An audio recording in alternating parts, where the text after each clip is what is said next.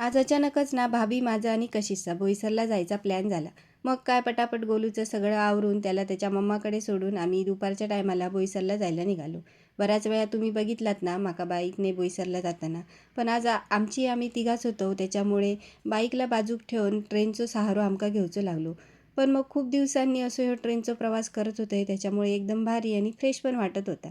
मार्केटला पोचलो तर आज मार्केट असल्यामुळे मरणाची गर्दी होती. तशी तर शॉपिंग फक्त कशीचीच होती. तिला ना कॉलेजमध्ये डेली घालण्यासाठी कपडे घ्यायचे होते. पण मग खूप भटकंती करून एकच टॉप तिला आवडला आणि शॉपिंगच्या नावावर फक्त एकच टॉप आम्ही घेऊन पुन्हा परतीचा प्रवास करायला सुरू केला. रेल्वे स्टेशनला आलो तर ट्रेन 5-10 मिनिट लेट होती. मग काय थोडा वेळ वाट बघितली आणि इली आपली ट्रेन. पण ही सगळी धावपळ आणि ट्रेनमध्ये चढण्याची घाई बघून वाटतं आपण किती सुखी आहोत. पण मग खरं सांगायचं ना तर हीच धावपळ माणसाला दुनियादारी शिकवते हेही तितकंच खरं आहे. 5-10 मिनिटात घरी येऊन पोचलं. साहेबांनी चहाचं कप हातात दिल्याने चहा पिल्यावर तरतरी आणि जेवणाच्या तयारीक लागले.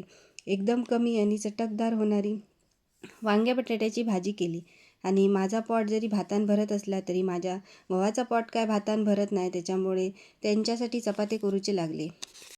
आणि आज ना चपाते पण एकदम गरगरीत फुगत होते त्याच्यामुळे करूक पण कंटाळो येत नव्हतो. चला तर मग आम्ही आता जेवतो. तुम्ही तेवढा मराठी मालवणी मिक्स गजालींसाठी आपल्या